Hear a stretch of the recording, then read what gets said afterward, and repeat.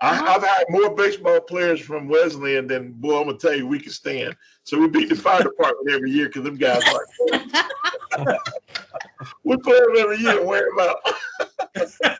Now, Chief, wait a minute. Are you hired them because they're a good patrol officer, or are you hired them because they're a good baseball player? They just get all the way around. The baseball is a plus because I told you, fire chief, that's my thing. We wear them out. Okay, I am going to let ours in. There's Allison. Let me see. Are they already in? Allison, are you already in? Ashton? Yes. Yes, ma'am, I'm here. Oh, so you heard our little chats. Okay. Daniel Grisham's in also. Okay. I'm trying to find. Okay. Daniel, what was your last name? Grisham, Grisham. I'm showing Grisham on my list. Okay. All right, guys. So what I'm going to do at this point is thank you so much for coming. I want to welcome our speakers and our students. What we're going to do is Dr. Marcel is going to moderate and ask questions of our guests. I'm going to put the students on mute as last week. What I want you to do, you can ask questions all throughout the meeting in the chat. And at the end, I will ask the questions of each one as they're directed to whoever they're directed to, or if you prefer to do a question, an overall question for all of them, that's fine. Just let me know who in particular you want. If you have a particular question for a particular guest, just let us know it's for that person, okay? You guys all right? Okay. Daniel, Ashton, and Allison. They're probably muted. Yeah, I'm trying to unmute them just for now. Okay. Yeah, we got it. Yeah, Okay. All right. Yeah, we're good. All right. Wonderful. Now help me out by muting, because I'm having a little trouble finding everything over here. Are you ready, Gail? I am. I gotta find my chat box. First off, I want to say. Oh, I do have to let everybody know we are recording. Okay. Great. Just want everybody to know we're recording so that we can share with other people, other students that may not be able to make it tonight. All righty. First off, I want to say welcome to everyone that's in attendance, particularly to those students that were with us last week when we began this series of marketing and preparing yourself for employment. Tonight, our topic is marketing yourself for a career in criminal justice. I am very pleased to have with us tonight representatives from community corrections, law enforcement, and juvenile justice. Mr. Randall Parker, who will introduce himself and give you his job title, is with community corrections. Chief Thomas Hopkins is with law enforcement, and Mr. Stanley Melvin is with juvenile justice. Mr. Chris Losby, who is an attorney on faculty with us, will be joining us in just a few minutes. So you have the opportunity to hear from 4 professionals. And I've got a list of questions and I'm going to ask them and I will prompt them as we go along. So I'm going to begin with where our process typically starts, and that's with the chief of police. That seems to be the base for all of our criminal justice system and activities. And so Chief Hopkins, I'm going to begin with you and I'm going to ask you, to introduce yourself and tell us your current position and how long you have been in that position. All right. My name is Thomas Hopkins, and I am the chief of police for the Wilson Police Department. And I have been in this position. February made 11 years that I've been honored and blessed to be chief of police for the city of Wilson. Brother, thank you. Thank you, Chief. Now, take a few minutes and tell us about your education and the career path that got you to the Chief of Police in Wilson. All right. I actually attended high school in Wilson. I attended Bettyfield High School. And when I graduated high school, I went to serve my country for a few years in the military. And actually, when I left the military, I was in the medical field. I worked as a paramedic for a while, and I didn't have any education beyond high school, actually.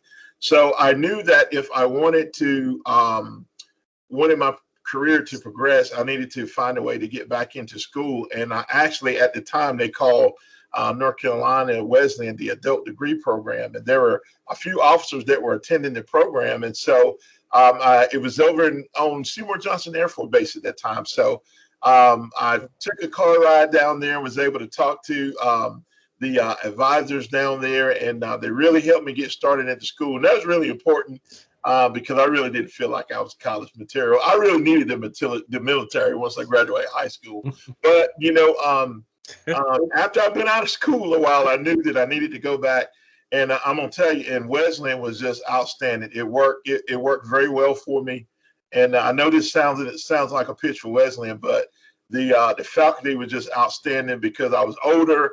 I was a little nervous about going back to school, and the professors were just awesome. Faculty was awesome. Made me feel right at home. And so I went back through the adult degree program. And when I graduated North Carolina Wesleyan, I double majored. I double majored in psychology. Actually, criminal justice was my first degree. And I went back and got a psychology degree. And from there, I enrolled, and I wanted to, of course, continue my education at the time, and enrolled at Indiana State University. So I attended Indiana State University and obtained my master's degree in criminology with a concentration in law. And I started working on a PhD, and I was appointed chief at the same time. And of course, that work is work intensive, as well as Wesleyan and Indiana. You have to be very disciplined, but it was work intensive, and I was a new chief and I was a young chief, and they couldn't do them both at the same time. So it took me up to several classes at the PhD level. So North Carolina Wesleyan was a really confidence builder for me. It gave me what I needed, and in fact, I applied a lot of what I've learned at Wesleyan in a district that I worked as a commander. And we were recognized at the International Association of Chiefs of Police of bringing down the crime rate and turning around one of the districts and areas in the community. And they actually published it in a book. And I do credit that to North Carolina Wesleyan because I really learned a lot there. That's good. Are you on mute? I can't hear you. Yeah, Gail's muted. All right, I'm unmuted. Thank you so much for sharing, Chief, and of course for giving all those accolades to North Carolina Wesleyan. What you failed to tell them is that you also are an adjunct instructor for us. Yes. You missed that little part, right? I will tell you that you're absolutely right, because I really enjoyed it so much, and that was something that I really wanted to do. In fact, that is what motivated me to get a master's degree, a graduate degree, because I wanted to come back to work as an adjunct professor at North Carolina Wesleyan. I love it. It is great. It's very rewarding. Wonderful. So the next question has to go to our students that may not have a lot of experience in the field. So it's a two-pronged question. Okay. What do you look for in your applicants when you're hiring them? Mm-hmm. And also, how would you tell a student who has no criminal justice experience, how do they deal with that as part of the application process? Sure. Okay. And so I'll address the first question first. We look for honesty, integrity, which is extremely important because anything, when you go to court, the district attorney has to know that, look, that he can trust and depend on the personnel that are out there making the arrests or doing the reports and those types of things. Honesty, integrity is very important. Being able to communicate and work well with the community. I can't stress that enough. And of course, as we look around, we can see how important that is that the community has got to know that they can trust. We would trust the law enforcement agency. Education is important. It tells me that a person is committed. They're going to see it through. They have problem solving capabilities, which are things that we look for. And just to give an example, we can go to the same house every Friday night, every Tuesday, every Wednesday. And what we're looking for, how can we solve the problem to keep from going to that same house or going to that same business location with the same types of issues. And so we look for a person with self-control, a good heart. And the way I put it, even when I was recruiting, is, we can teach you to write reports, teach you to shoot a weapon, teach defensive tactics, but we can't teach you how to have a good heart. And that's very, very important, to be able to communicate and work well with the community, to build that trust and those bonds with the community. And the second part of the question, to make sure I repeat that second piece of that, is something to do with the process, hiring process. For students that have no criminal justice experience. Gotcha. I would highly recommend is most places now is they're getting a really good internship. If you can get an internship or go volunteer, come out, and most agencies will have a ride along program. And most agencies will work well with the area schools. Sign up and get that internship and really see what the law enforcement career is like. And I say that because sometimes there's a misconception when people, some folks look at Blue Bloods, Chicago PD, and they think that a good portion of their time is just chasing bad guys. And really, that's really a very, very small percentage of what we do is putting people in jail. And putting people in jail is not going to solve all of the issues and problems that you have in the community. And so I would really recommend to come out, and like our program, we have a ride along program, we have a volunteer program. And we're always looking for really good interns to come out. And we don't just put you somewhere because we need something done. We're going to have a schedule for you and let you work different divisions within the agency so that you can see the different things and how things come together when you're working in the law enforcement field. Perfect. Thank you. All righty. All right, Chief Hopkins, I appreciate your feedback, and we're going to circle back around with my last question to all of you. Okay. So I'm going to move over to Mr. Stanley Melvin, who represents the North Carolina Department of Juvenile Justice. Mr. Melvin, I'm going to ask you basically the same questions. If you would take a few minutes, introduce yourself and tell us your current position and how long you've been in that position.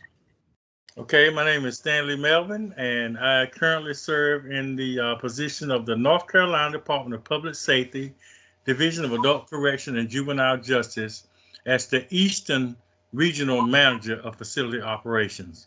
It's a mouthful, but essentially I cover all of the juvenile justice facilities, detention center and youth development centers from Cumberland County to the coast. About 48 counties, about 400 employees. And what I do is I provide supervision to the directors of those facilities. I've been in that position since November 2020. And it's a good and a bad. The good part is I was able to expand my reach on my vision for North Carolina's youth.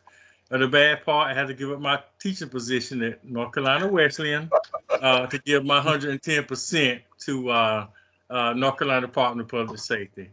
And I don't work for Gail anymore, so I can say without trying to get brownie points, she's a super lady, a super boss, very supportive. And made my job so much easier that I still see Wesleyan in my future as long as she's there.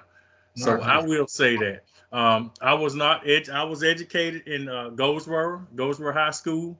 I had the opportunity to play basketball under the legendary coach Norvell T. Lee, who the gym was named after. At the time, my father, who sits over my shoulder now, military man, Army veteran, was off in Vietnam, but Coach Lee was my mentor.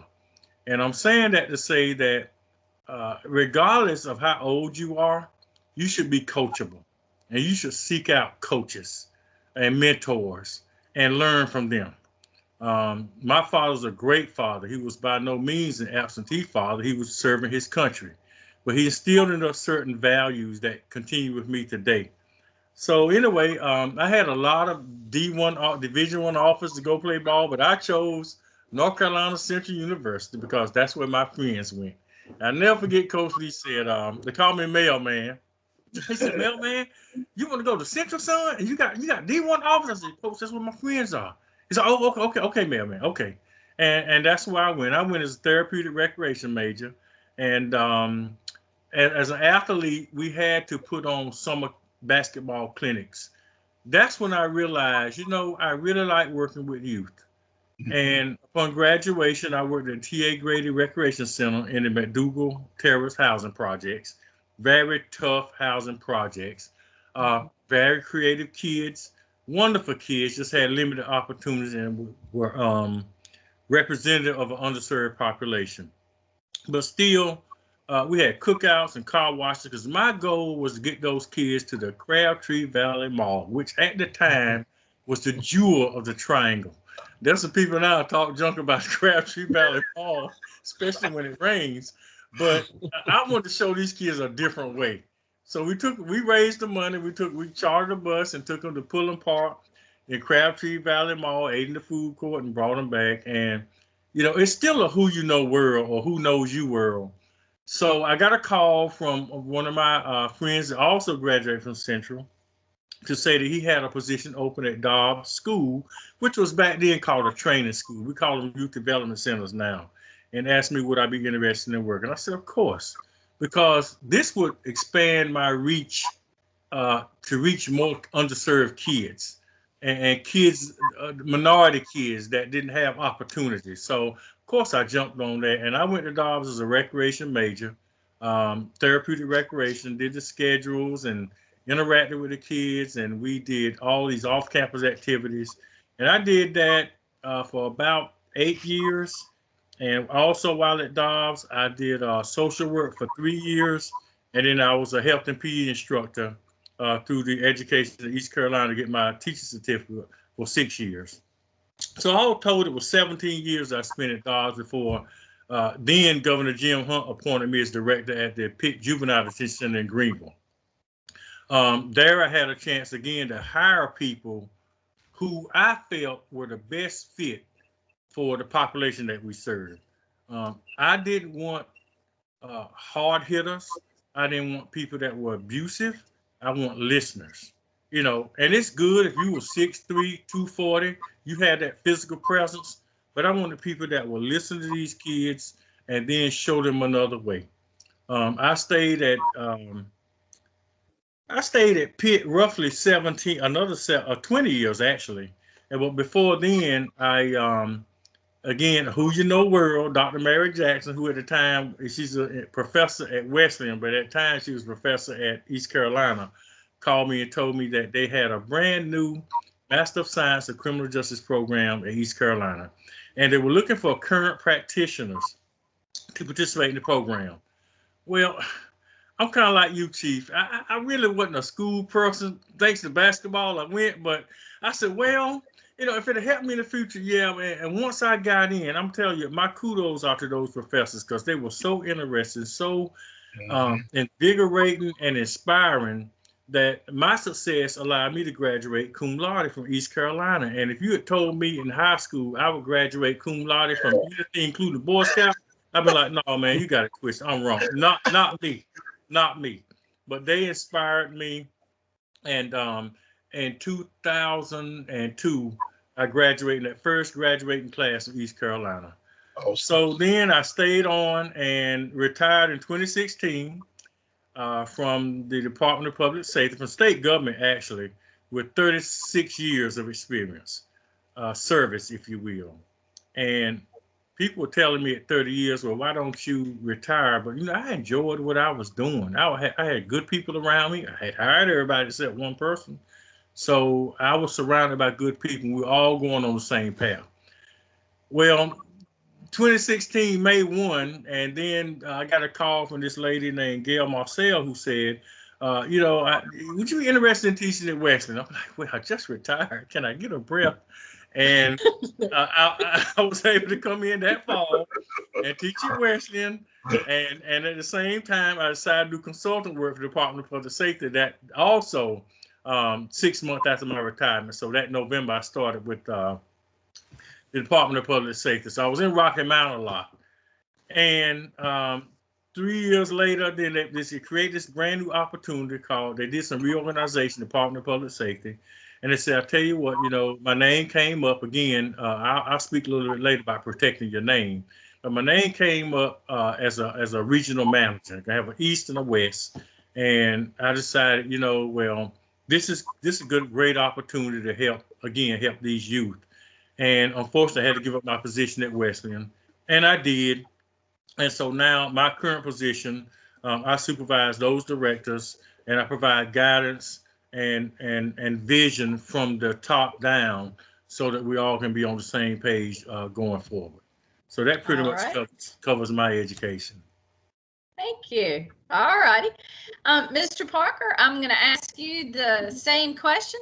Give us your current job title, your educational background, and then kind of your career path of how you moved into your current position. Sure. I'm glad to be here. Again, Randall Parker. I'm the Judicial District Manager with District 3 with the North Carolina Department of Public Safety, which with Community Corrections, which is probation and parole officers. A lot of people just know us as probation and parole. But I have been with the department for a little over 26 years. Started off as a probation officer in Onslow County. Worked there for, I want to think maybe 15, 16 years, was promoted to a chief probation parole officer in Onslow County. Went from there, a short time later, went to the judicial district manager position, which I cover Onslow, Craven, Carteret, Pamlico, and Pitt counties. And I've been in that position going on 6 years now. I started my education, I was, like I said, born and raised down in Onslow County. And if I'm not mistaken, y'all's president, Evan Duff, is that his mother lives right down the road from me, and we go to church together. So I did not know that. Evan was a little younger than I was, but his sisters and I all grew up together. But I went to Dixon High School, went to Mount Olive College at that right after high school, and it was Mount Olive College back then, because it was only a 2-year college that we had. And I then transferred over to East Carolina University and graduated there from the social work department with an emphasis in criminal justice. So my goal all the time was to try to get into a field in criminal justice, but was unsure when I was in school. Your cat's there, Gail. My dog is sitting here beside me. But, I knew he was going to do that. I'm so sorry. No, you're fine. I did an internship with probation and parole when I was at East Carolina University, and was really unsure about which way I wanted to go. I'd been to the prisons, I'd been with juvenile, and then went with adult corrections, and then did my internship with probation and loved it. And that's where I decided that I wanted to make my career, and started that and have loved it ever since. It's something new and different every day. There's challenges, but that's what we call it work, because it's part of the job. But handling those challenges and handling those things that come up, you just move forward with them and take care of your business and do it with a positive attitude. And that's been my philosophy all my career is, you may have bumps in the road, but you just keep moving forward and stay positive the whole time with it. And I try to emulate that to my staff, to make sure that they feel like they see that in me, so they can emulate that also. Perfect. So Mr. Parker, let me ask you the question, and Mr. Melvin, I'll circle back around and get your comments on this. Okay. So when you're looking to hire somebody as a probation parole officer, what kind of characteristics or what are you looking for? But we all want that well-rounded individual. We really strive for that. And then you start asking, what is well-rounded? Because well-rounded to me may not be well-rounded to someone else. But as Chief Hopkins said earlier about the integrity and honesty, that is the forefront of what we want. And obviously we don't know that when we're interviewing and hiring, but during that interview, I look for someone who has got really good communication skills, effective verbally and written, That's right. but also the good interpersonal skills, having a positive demeanor, having something, just being positive about life, acting as if they are excited to be there, not overly excited, but they want to be, that you can tell that person has that type of demeanor for themselves. That's it's not a show, it's what they have. Positive attitude. in probation, and I'm sure as with our other colleagues here, flexibility, organization, time management, that's all things that we just stress, and that you're willing to learn, because with a probation parole officer job, there's so much to it, because you're part of the court family, you're part of law enforcement, you're part of the your providers that's providing all the different services. You have a lot of facets to bring in to these individuals that we're trying to help make positive change and bring about a positive change in their world and everything that goes on with them. So anything that we can do, that we have that individual that can work with that, and you can see that when you're interviewing them, that's what I look for. It's always good when you have somebody that reflects that right off the bat, but has they are excited about the possibility of that position. And Sure. that excitement shows in their questioning when they've done the research that they've done, they checked everything out. That's what I've always said. You do your homework on the agency you want to interview for, so that you know what you're talking about and you know what you're getting into. But it also makes you shows me when I'm interviewing that you were sincerely interested in this position, not just as a job. Good comments. So we've heard integrity, honesty, good communication skills, time management, enthusiasm. And so I'm going to shift back to Mr. Melvin. Any other keywords that you would add for what you look for when hiring an employee to add on to the list that these two have already given us? Absolutely. I have to totally agree with Mr. Parker. First impressions are important. And with me, this is my family. This is my work family. And we're looking pretty much to adopt an outsider into our family. So are you a good fit? This gentleman behind me, who is my father, and y'all know military people don't play with time. And if you are on time, you're late. You should be 5 minutes early. So the first thing I look at is punctuality. Your time management, to demonstrate that to me, is before you even get to the interview. You need to be there on time, minimally, but late is unacceptable. That tells me, again, agreeing with Mr. Parker, how interested in you are in this job. How very much interested are you in this job? So, and secondly, I guess, is your appearance. You don't have to have on a nice designer suit, but you should be neat and clean. Your grooming should be up to par. And I'll tell you, I had two events that occurred. One was this lady I interviewed. Well, both of them were female. One, she had this big flower in the side of her hair, and it was so distracting. I really thought I was interviewing the flower for a position. It just took away. Another one came with a short skirt. She did the sit to the side and cock that leg over, and I'm like, no. And so these things are what I'm looking for. How are you going to fit into my family? Being knowledgeable about what you do. How interested are you in this position? All of our agencies have websites.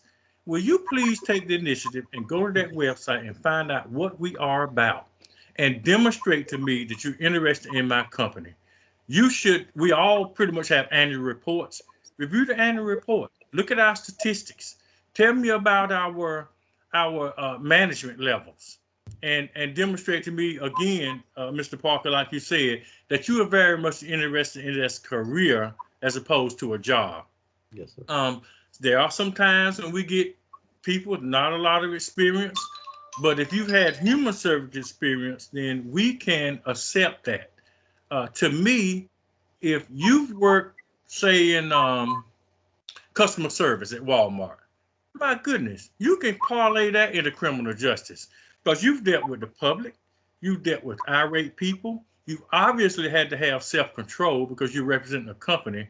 So to me, if you've done that successfully, then you've demonstrated you have the skills to work in a criminal justice field, because you all know, no matter if you're in the law enforcement, the courts of corrections, you're dealing with difficult people. That's and right. How do you handle that?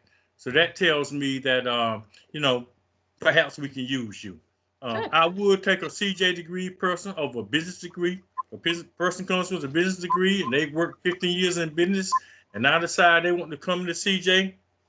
if it came down to those two, I want a CJ Purcell because I know their heart was in it from the beginning when they decided that's what they wanted to do. So again, I just hate to echo Mr. Parker so much. We hit on a lot of good points. Being punctual, being dressed, and then having interest in the company and demonstrate that by going to the website and find out what we're about. Good. All righty. Thank you. So our fourth presenter has joined us, and that is Mr. Chris Losby, who is with the Losby Law Firm. And so, Mr. Losby, I'm going to ask if you would turn your camera on and join us there. In the car. In the car. Isn't that where Yes, every in the attorney car. works, is out of their car, right? Because he's always on the road. Lincoln lawyer for a reason. Yeah. Lincoln lawyer for a reason. Yes, sir. So, Mr. Losby, if you would take a few minutes, introduce yourself, tell us what your current position is, and what your education is. Yes, ma'am. My name is Chris Losby, and I'm an attorney in the 8th Judicial District. Wilson Nash Edgecombe is primarily where I work out of. I work some in Wayne County, and I do criminal defense, represent a lot of defendants in all different realms, do juvenile delinquency defense, also represent parent and abuse, neglect, dependency, as well have been appointed in an attorney role when it's needed for guardian ad litem. Of course, that role is not always an attorney role, but when it is necessary for an attorney to do an evaluation, I represent juveniles or speak on behalf of juveniles in the guardian ad litem position. My education, I first started off at Radford University in Virginia, and was there, and I was studying political science. At that time, I was the president of the entrepreneurial club, and kind of had my interest shift into business. And so out of college, I had actually opened up 2 businesses before I even graduated, and they were doing pretty decent. They were in the restaurant industry, and the first business was, I was not a big partier, and so I wanted some place for the other students to go that didn't want to go to the keggers and the frat parties. And so I opened up a restaurant that had live music, had all that, but didn't have the alcohol and the and other things like that. After that, I opened up my second business after what I would call a headhunter from Washington, D.C. found me. That's where I'm originally from, is Washington, D.C. And opened up my second business in Harrisburg, Pennsylvania. Of course, this year was early 2007, and that was right when the Great Recession hit, and so it was a very tough year to open up a business. So much so that I decided that it was not worth trying to continue that business, and so I went back to my roots. I decided that my heart was in serving people, and which was the reason why I opened the first restaurant that I had, is because I wanted to serve my fellow students. And so I decided to, we moved down to North Carolina because it's a lot cheaper south of DC than it is north of DC. And so it was living in the capital of Pennsylvania was tough in 2007, late 2006, 2007. So we moved to North Carolina. I've been here ever since, love North Carolina. But at that time, I decided to go to the police academy. And I went to the police academy in Greenville, Pitt. I went to Pitt BLET, and there was I met a very colorful individual in Gibb Bailey, and he taught one of the classes. And if you've ever met Gibb, he's got a personality for miles, and he talked to me and recruited me to go to Wilson Police Department. And so I enjoyed very much my tenure at Wilson Police Department. In fact, it was at Wilson that I decided, understanding that I thought it might be prudent for me to go get that CJ degree, like Mr. Melvin, you were talking about. And so I actually did the night program, because Wilson allowed me to have educational credits or tuition assistance to go to Wesleyan. And so I went to the adult night program, and at that time they were letting us take our patrol cars. There was a couple instances that we weren't allowed to do that anymore, but I would take my patrol car, come on at 6 p.m. That's right. Check in, go right to the downtown campus where it was at the time for Wesleyan, and they were able to not only pay for mine, but they were allowing me to go use work time to go to school. And so I check on about 10 p.m. to start my shift, and graduated from Wesleyan with my undergrad degree in criminal justice, and that was 2010. I stayed with Wilson Police Department, earned my intermediate certificate, and went to as much schooling as I could, and became a general instructor while with Wilson. And in 2007, in 2004, I became a detective, and that let me be in the court a lot more, involved in it. And I really was real interested in how the attorneys were doing stuff. And I realized at that point is that in the courtroom is kind of where resolution happened, good, bad, or indifferent. That's right. It was the victims, whether the person was guilty, whether the person was not guilty, no matter what, the victim could walk away and realize it's finally over. And there was some relief there, even if it was a not guilty and the defendant walked. But in that, I became really interested in the pursuing my law degree. And so I applied at several different schools and got into Campbell and started Campbell in 2014. Graduated after 3 years in 2017. I spent my last year at Campbell in what they call your third year practice rule. And so I practiced in Wilson at Thomas Law, not to be confused with Chief Thomas Hopkins, who I worked for a brief period there before I left, and enjoyed it and realized that there was there was kind of a wide opening in this district.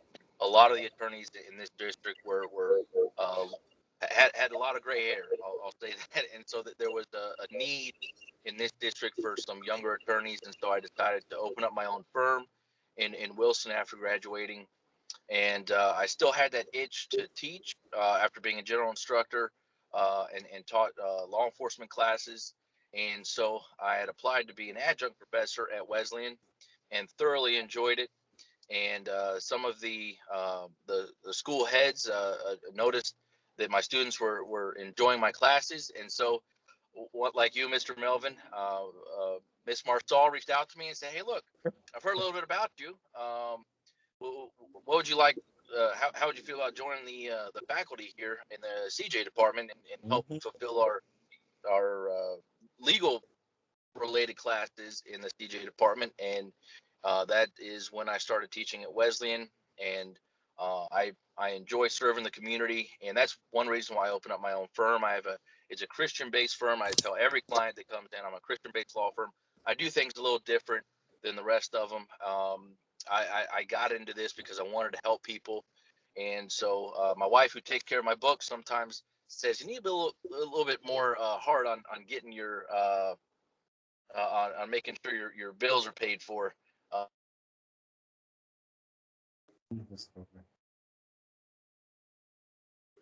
I enjoy giving back to the students and sharing my experience both in law enforcement and in the legal profession. And that's a little bit about me. All righty. Thank you, Mr. Losby. So you've heard your colleagues talk about characteristics that they look for when they're seeking to hire. So I guess I'd ask you, are there a couple of things that you would like to add to our list? There's a couple things I would add.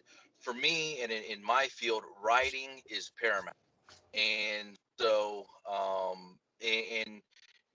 I part of the discovery process is reading these reports from the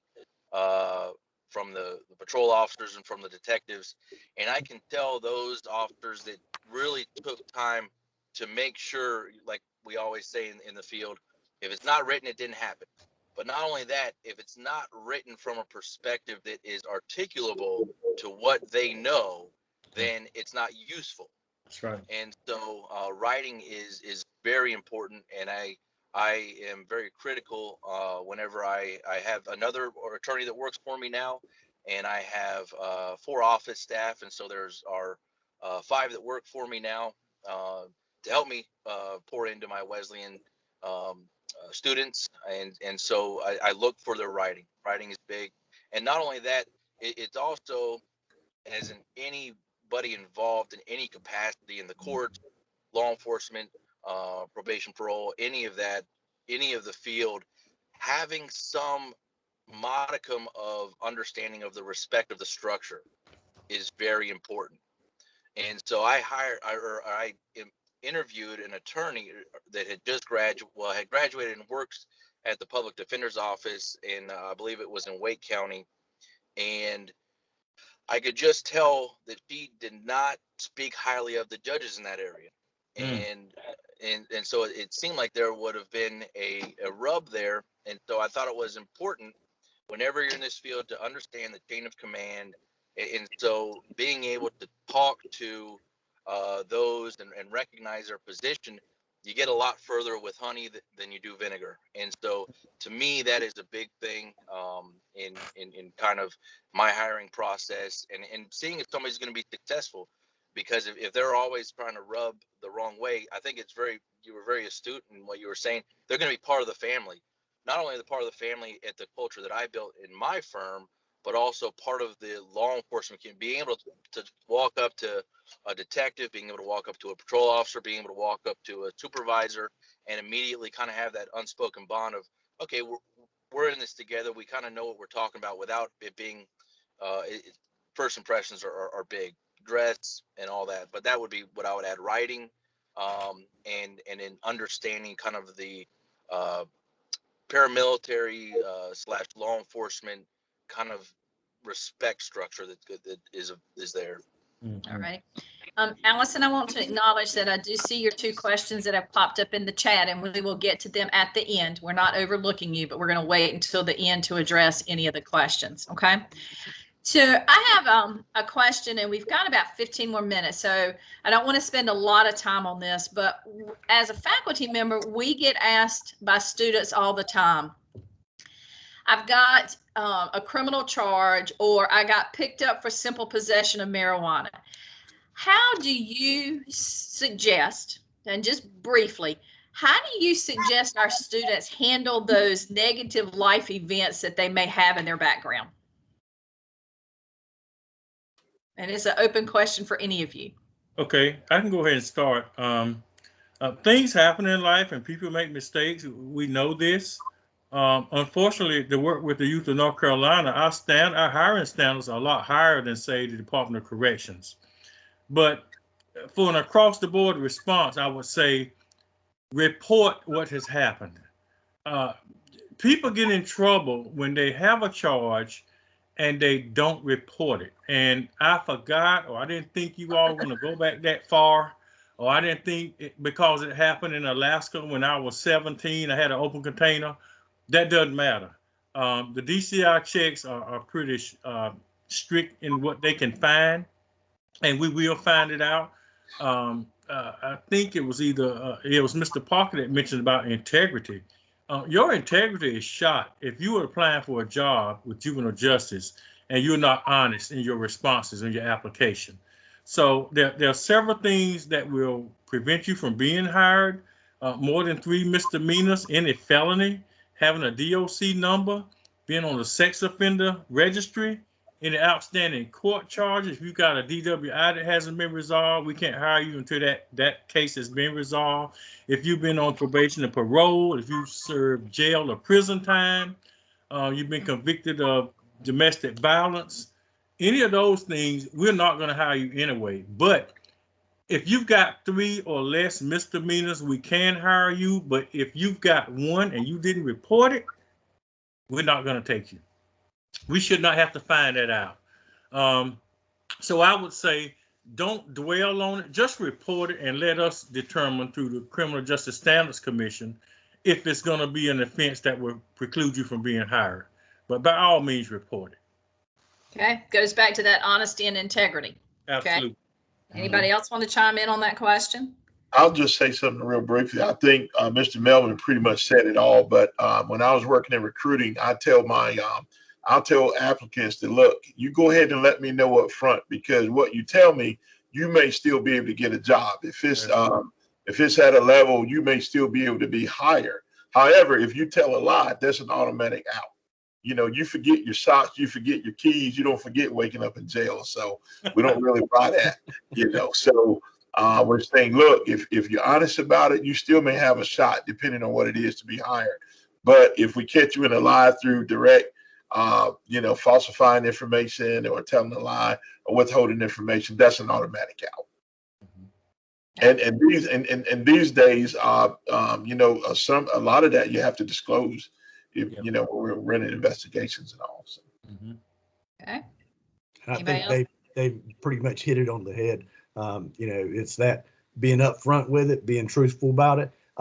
If we found out about it and it wasn't shared, that's an automatic that you're not going to go forward. It's better to go ahead and be honest with it, let them take it into account, and then let the department make the decision. But, there's always a possibility that you may be able to go forward. But as a criminal justice agency, the criminal justice standards, they control a whole lot for us, whether, applicants go forward. But I would just say, don't rule it out. Don't think it's going to eliminate you, but go forward, be upfront and honest with it, and then let them tell you that you're not eligible versus you just assuming so.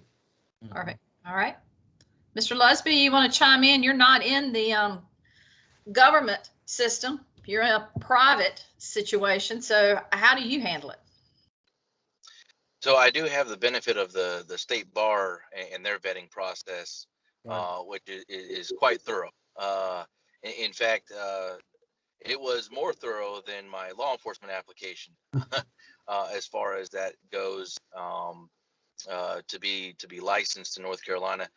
So as far as attorneys go, now that is there, but as far as anybody else, my paralegals and people in support staff roles, to me, certainly, and I have access through my system and doing my personal background checks, and I do run those on everybody. And the same thing, if something's there, tell me about it, and I'll give you an opportunity to kind of explain the circumstances surrounding that. But if it wasn't disclosed and I find it at some odd, if you can't tell me the truth when you're first time I meet you, when there's something to hide after you have come on board, then I am going to expect that you're going to probably hide it and not tell the truth. And then my license is on the line, being that, and just like any supervisor, you are responsible for those that are below you. And I'm not going to risk my reputation and my license for somebody that I can't trust them to get. Perfect. All righty. Gail, can I add one more thing? Absolutely. With respect to integrity and honesty, that there's a significant number of criminal justice positions that require the attendance of a basic training or an academy, and afterwards you're sworn in and you have a certification. And that certification is what allows you to remain in those positions. And your behavior off the job, if you are violating the law off the job, then you risk losing that certification. And when you lose that certification, you can no longer work in that position. That is a requirement of employment. So it's not just a matter of getting that position; it's maintaining that position through the conforming to the laws of the state or the nation. Well, and I think that's a great point, Mr. Melvin. We tell students all the time, what you're doing now and what you did years ago, it's going to impact, possible employment. And so we talk to students all the time about be sure you're doing the right things, obeying the laws, make sure your social media page is clean. Right. Yes. And because agencies do check, and students, you see all four of them nodding their heads. They look at that social media. So if you're a senior, you should already have cleaned it. If you're a sophomore, get to it tonight. Thank you. Yep. And then watch what you're posting going forward. I cannot stress that enough. Okay. All righty. We are down to about 8 minutes. And so there's a couple of questions that have. Things. Can I jump in here real quick? Sure. I know we're short on time, and Allison has asked some wonderful questions. I'm just going to give everybody a brief what I do. I'm the advising and admissions coordinator for the Greenville Adult Professional Studies program, but I'm also an alumni of the Adult Professional Studies program. As Chief Thomas, I went to Goldsboro and graduated with a bachelor's degree in criminal justice and psychology, and I used that in victim services field for close to 20 years altogether, and 12 and a half years in a law enforcement agency. So With that being said, there are positions, Allison, I know you're going to ask your question in a minute, but there are positions that are civilian positions in law enforcement that don't require you to go through basic law enforcement training, but you do other trainings, but you will still have that background check for that civilian position. They will do the same background check for you as they do for the police officers. They will look at your social media just as much as they do police officers. And maybe sometimes a little bit more, because you have to be very careful with your opinions. And that goes into every career that I've noticed. And as Chief Thomas said, he went into law enforcement and helped because of his advisor. That's why when I was no longer doing victim services, things just kind of went weird. As Gail knows what's everything. So it's just one of those things where it came open. I saw the position as admissions advisor, and I was like, you know what? That my advisor in Goldsboro is the reason why I double measured and why I was doing what I was doing. So I wanted to be that person for somebody else. And Allison, I understand I'm on your advisor, so I'm excited about that. So we can continue with you for the next 1.5 to 2 years and get you through to where you want to be. So with that, and I know that was quick, and Gail, I'm sorry. That's okay. It's one of those things where I tell the students that come into my program here in Greenville, but I don't get to tell, like, you guys don't usually get to know that. Gail, I've known for many years. She knows pretty much everything back there. So, and as well, when it comes to the criminal background checks, That's right. My son worked in DPS for 5 years till December, and they check that background check. And you know, if you do have anything minor, because he also graduated from Rocky Mount's traditional program. Gail knew my son as well. So he had to be very careful when he started interviewing. I'm like, you need to clean up that social media. You need to get that friend of yours off of there. That friend that you have up there, it doesn't matter. Lie down with dogs, you get fleas. And I told him that, and I told him that. I told both my children and my stepchildren that all the way growing up. Can't say where they always listened, but I tried. There we go. All righty. Christine, would you like to handle the questions? I see we have several that have popped up. And students, I understand that we allocated time until 8 o'clock. However, if our professional representatives will stay with us long enough to get through the questions, we'd appreciate it. And students, we understand if you need to leave, please do so. But if not, please give us an extra 10 minutes or so, and let's go through these questions. Thank you. Okay, first one is for Chief Hopkins. Yes. Chief, is there any agency or department that does research for law enforcement? I would like to work in statistical research, which is data science and data analyst, focusing on providing scientific evidence to things like the effectiveness of the community-oriented policing. Yeah, I would probably look at maybe the state level or the federal level, the Bureau of Justice Statistics, the SBI. They do a lot of research, and they track the research across various agencies across North Carolina, look at trends and a variety of things. So if you're looking to really get a good research, start looking at maybe the state or federal level. They have positions that do a lot of research. And I'm going to chime in on that. Greenville, and I don't know about some of the other agencies, they have a statistical research position. So they have an analyst that does nothing but analyze the crimes that was reported, how they react, what the reactions are, what the results are, how it goes through. So some agencies actually have their own civilians that do that. And we do not do maybe a big level. We do as well. What we do, we call intelligence-led policing, that pretty much drive where we put emphasis around the city board of policing. Yeah. Right. This one is for Mr. Losby. Do you recommend having a background in computers, technology, in addition to CJ? How important is it to keep up with technology in law enforcement or in law? You're muted.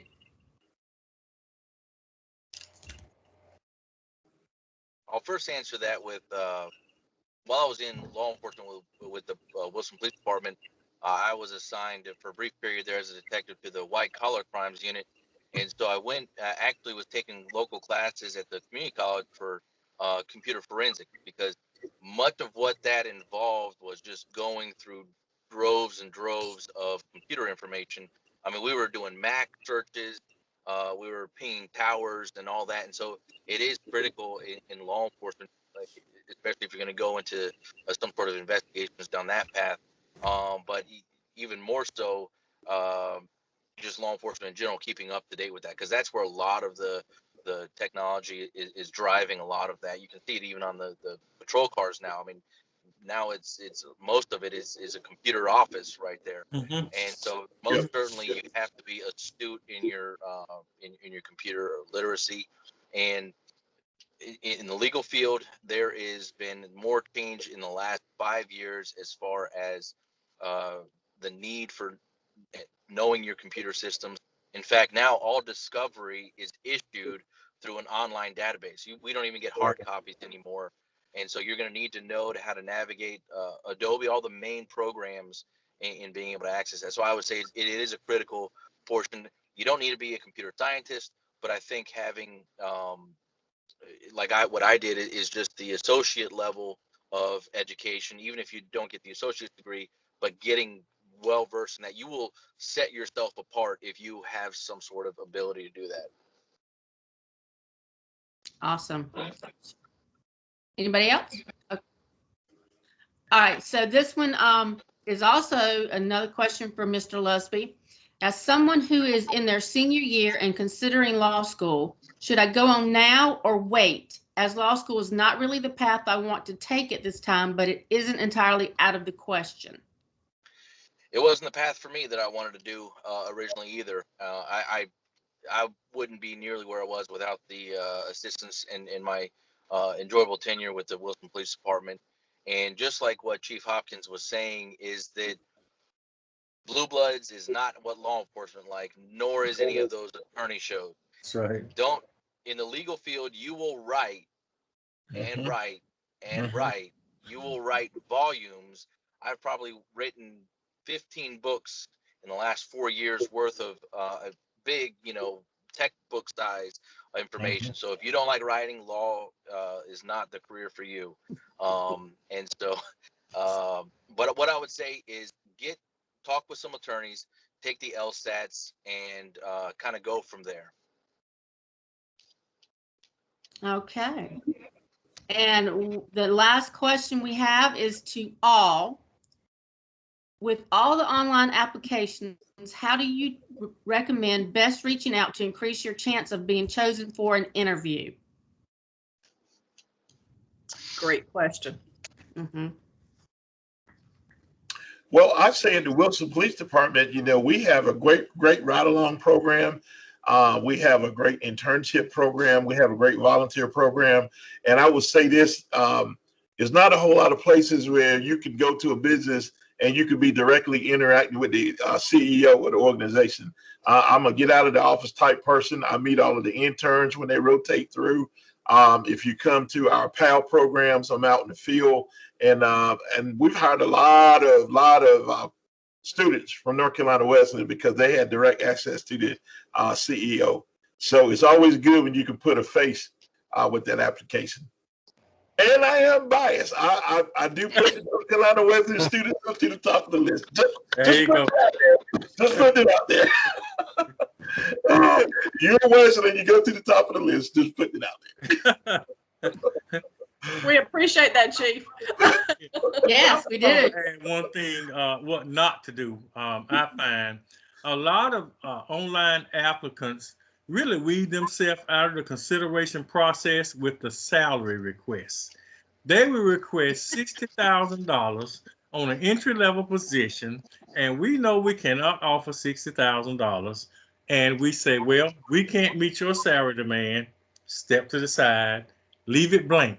You can negotiate your salary after you get an offer. That's a good point. Good point. Yes. And I think with the online process of the application, you want to make sure you're giving all the information you have about you. You want to give the details. Don't shortcut yourself on, shortchange yourself on the things that you've done in college, internships, work history, things that would be a valuable asset to this. And when we're looking at that application, we want to see that.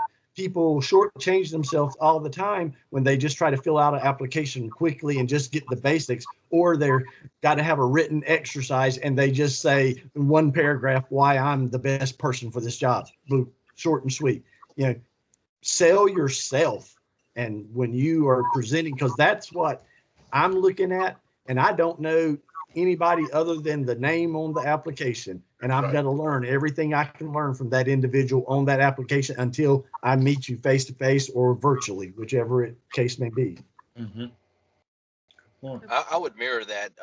I met with one of the top attorneys in Raleigh, worked for one of the biggest firms, Parker Poe, and I asked him a very similar question to this, and he told me this, and he was saying that hobbies and interest section that is in most of the online applications, don't overlook that, because it's just like what he was saying is that your personality has to come through this online application.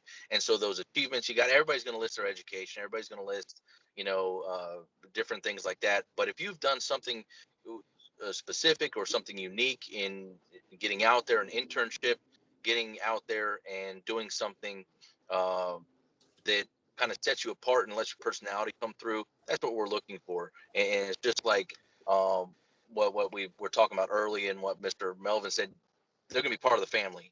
And so we want to get some of your personality in there. And so make sure you put all the stuff that you can in there that will help show what your personality is. And like what the attorney told me, that hobbies, interest, he says that that's where he goes first. If you like certain music, if you like, I mean, he would get down to the nitty gritty in that. If it is on not all online applications have that, but a frequent amount of them do. Don't overlook that. Absolutely.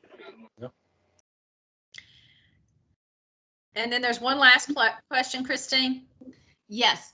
With the younger generation, are they going to lessen the restrictions on prior charges? Considering people make mistakes when they're younger, it doesn't mean that is who they are now. I think that goes back to what we were speaking of earlier. You're upfront with it, truthful about it, and then go forward from there. By hiding it, I can't say they'll lessen it, because we have certain standards with the criminal justice standards that we have as criminal justice agencies have to adhere to, and we can't lessen the standards, but you can certainly make sure you're upfront about it. Can I just kind of explain what I meant by lessen? I didn't mean less. I couldn't think of the word that I wanted to use. I guess what I'm saying is, because you might have some people who fit in certain classes of misdemeanors, and I know that certain misdemeanors aren't allowed in criminal justice, but I guess, are they going to allow people more to explain what happened, especially if the offense was 10 years ago? Should it disqualify them from applying for something now, considering that it was 10 years, their record are 5+ years, and their record has been clean? I know some people in criminal justice, me applying, have seen people be disqualified because it was in a certain class without them being able to explain what happened in the situation. And they could still be one of the best candidates, and that just one part kind of messes them up. Well, I would suggest you apply anyway. Again, to mirror Mr. Parker's comments, go ahead and be upfront with it. But it is not for us to say. Criminal Justice Standards Commission sets the rules, they set the bar, and people that exceed that bar, we cannot hire you. It's not to say you can't go to somebody like Mr. Losby and try to get it expunged, particularly if they're misdemeanors. But you can't shoot up a high school 20 years ago and expect us to hire you. There are a lot of variables. But I say apply anyway. And then at the interview, I hired a gentleman who was dismissed from 3 other jobs. But he explained the situation for each one. And I wound up hiring him because he really he was a victim of circumstance in all 3. And he was able to explain that. But that was during the interview. Being dismissed is not a criminal offense. You can kind of explain those, but when you actually have criminal charges, then again, our hands are bound by the North Carolina Criminal Justice Standards Commission, which says if you have this, you're eligible, and if you have that, then you're not, and we cannot negotiate that. And I'll just say this quickly, and I would even tell some of my learners this, is to apply, don't be discouraged, because we have other positions that you may be able to be hired for within an organization. For an example, we have like an accreditation manager, grant writing manager, property evidence technician, forensics, victim assistance coordinator, evidence ID specialist. So every job may not be under that certification that is governed by the Criminal Justice Training and Standards Commission, but there may be other things. And when you have an opportunity to explain it and talk about it, and if that manager can see that you are a person of good integrity, good character, and we do understand that folks make mistakes, there may be other positions within the organization. And believe it or not, just like Mr. Melvin said, sometimes folks who have messed up turns out to be some of your best employees because they appreciate that opportunity. Yep, very much so. Now, Chief Hopkins, I'm going to ask you a question. Was that a list of vacancies that you just read from? We don't have them open right now because I have a tendency to fill them, but I do have some openings that'll be coming up. So please keep checking us out. Yes. And students, that's one of the things that I just kind of want to say going out of here. Don't close any doors. That's right. You may not think you want to work in corrections, right, that there's a lot of different positions. You may not think that you want to, work with juveniles, but you at least need to look. And I think I can say this with confidence that I know community corrections, Wilson PD, and juvenile justice have open positions. Absolutely. Yes. And you meet the expectations for those positions, but you got to apply. And so don't just not apply because you don't think you want to work with the young people. You might be surprised. And I have regular students that are in that I hired that worked for me in forensics, that works in property and evidence, and work in records, all from North Carolina Wesleyan. There we go. And we appreciate that, Chief. Absolutely. Mm-hmm. So again, I'm going to end. And Christine, I think you have our closing remarks. Can I, real quick, Ms. Clift, if you don't mind. Yeah, that's me. I did want to interject here. I wanted to elaborate on one of the questions that I asked for Chief Hopkins. Really quick, though, I did want to let you know, Officer Sullivan, Cassie Sullivan, was in the last webinar, and she personally answered a lot of my questions, and she actually sent me a couple emails to help out with some of the stuff that I'm looking into. So I just wanted to give her a shout out. Like, she's doing a very good job. Awesome. So I'll let you know. So I'm gonna let her know that. But, awesome. Thank you. We love to hear that. Sometimes as managers we hear the bad stuff, but we like to hear those compliments as well. Thank you. Yeah, well, she did a phenomenal job. So I just really thought that she went above and beyond what she was required to do. So I just wanted to let you know. Well, please come out and do a ride along. We'll let you ride with her as well. She's an outstanding officer. I can't beat my husband at that. He already works over there. But, he can ride too. But the question that I wanted to elaborate on, as far as the research goes, what I want to do is provide like a hard like backing to the effectiveness of community-oriented policing. I've actually done a lot of research and study on my own about how Wilson does its policing, especially with the PAL program. But when I asked Officer Sullivan, and I've looked into it myself, there's not a lot of long-term research. There's not a lot of like hard statistical data that says crime has been reduced or these types of crimes have been lessened, like violent crimes are lessened or whatnot. That's sort of what I want to get into, and that's what I was asking on with that. So I was just curious if you guys had that internally, or if that's more on a state or federal level. I think that is more on a state or federal level. Now we do track it and look at it on a smaller scale. We look at like our juvenile crime and see if it correlates to, and we sure there are a lot of other intervening variables, but we have a strong PAL program here that's recognized around the state. And so if you're looking really for long term, I think that especially at the federal level, at the Bureau of Justice Statistics, because they track it and not just specific agencies, but they track it over long term and with various agencies and with other different variables.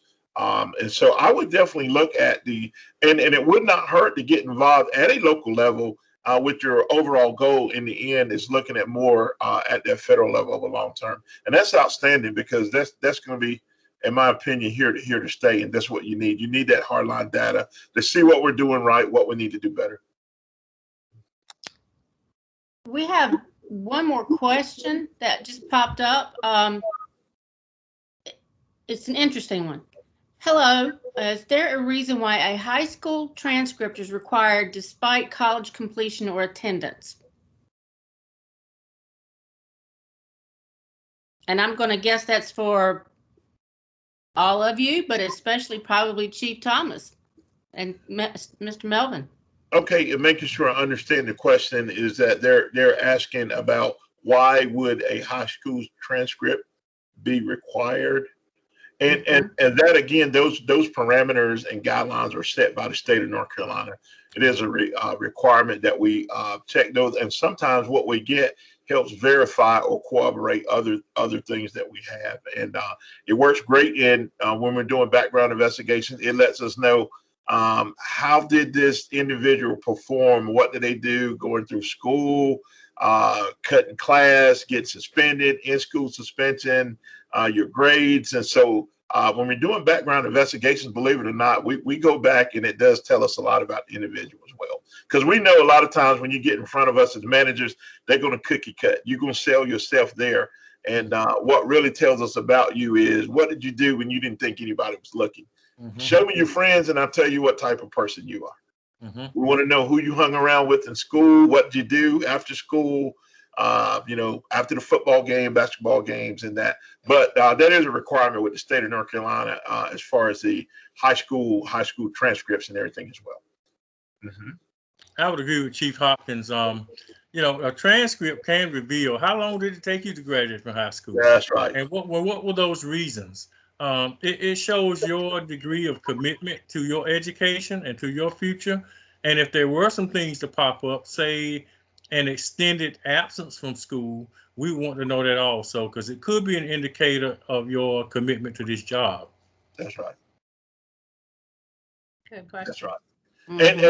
And another thing, your high school transcript, if you went to Southern Wayne, we're going to get the yearbook. We're going to see who your friends are. We're going to see who was at the school. We're going to talk to people that you probably don't list on your application, because that's going to be everybody that's going to tell us the good stuff. So we know that. So we're going to get the yearbook and find out the other stuff.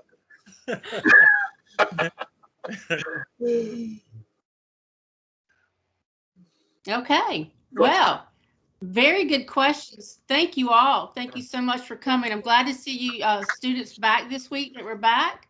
We're going to let you go, and thank you for joining us tonight. And if the instructors would hold on 1 second.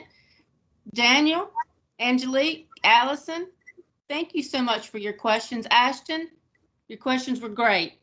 If you have any more. I just want to say one thing.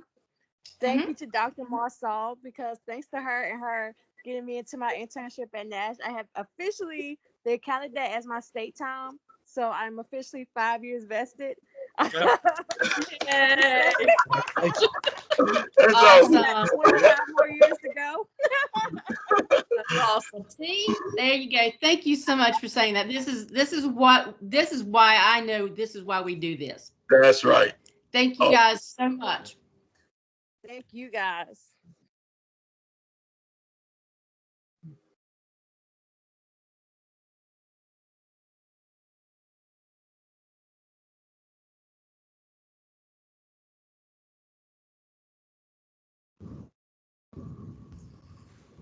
I don't know what happened to everybody. We're still here.